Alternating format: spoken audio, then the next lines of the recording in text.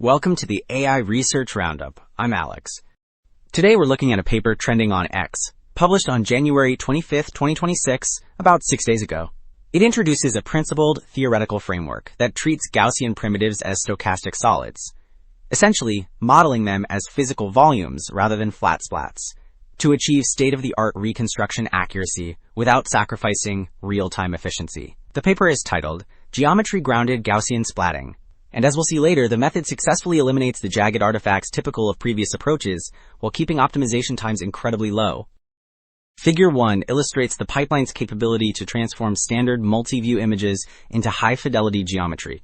On the left, we see the inputs, which the method converts into the detailed, consistent surface reconstruction shown in the center. Then, the comparison on the right against a baseline called PGSR is particularly telling. While the previous approach leaves the surface noisy and rough, this method produces a clean, smooth result that faithfully preserves fine details like the statue's face. Alright, Figure 2 details the mechanics of this depth rendering pipeline. The top row contrasts the two modeling approaches. In panel B, standard Gaussian splatting produces a stepwise transmittance function because it composites discrete 2D splats. By comparison, panel C shows the stochastic solid formulation, which models attenuation continuously to create a smooth curve. This smoothness enables the precise optimization shown in the bottom row. Specifically, panel E demonstrates a binary search that locates the exact median depth where transmittance hits 0.5, while panel F outlines the backward pass using a closed-form gradient. So, Figure 3 establishes the theoretical foundation for this equivalence. The left side compares the standard approach against the new formulation.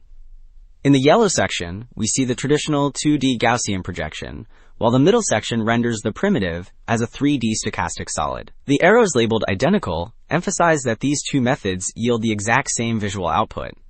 Then, the blue panel on the right details the underlying mechanics. It traces how a camera ray intersects the solid to generate a density profile, sigma, which integrates perfectly into the final image. Well, Figure 4 validates this theoretical advantage by visualizing the depth maps as 3D point clouds. On the far left, we have the reference view of a truck. The second panel shows the proposed method's result in green, which is remarkably clean with smooth surfaces and sharp boundaries. By contrast, the orange PGSR result relies on expected depth, which creates a lot of scattered noise around the edges. Finally, the blue GOF model attempts a median depth approach, but still suffers from visible bumps and artifacts. Okay, Table 1 validates these visual improvements with quantitative metrics on the DTU dataset. The top section lists implicit methods, which are accurate but extremely slow, taking over 12 hours to train. In contrast, the explicit methods in the lower section operate in minutes. Focusing on the mean column at the bottom, the proposed method achieves a score of 0.47, matching the best competitor, GOS versus R. However, the time column shows the real gain. It finishes in about 15 minutes, while GOSVR takes nearly an hour.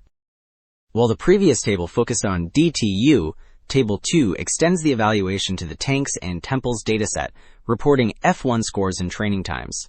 Looking at the implicit methods in the top section, the computational cost is massive, exceeding 24 hours per scene. In contrast, the explicit methods below are far more efficient. The bottom row highlights that the proposed method achieves the highest mean score of 0.60, and it does so in just 32 minutes, outperforming slower baselines like GOS versus R. So, complementary to those numbers, Figure 7 presents the qualitative reality on the tanks and temples dataset.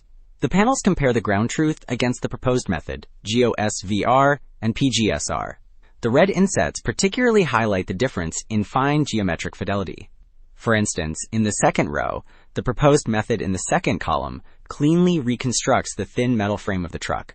By comparison, the baseline methods to the right fail to capture this detail, leaving the structure either blurry or fragmented. Wrapping up, two takeaways stand out.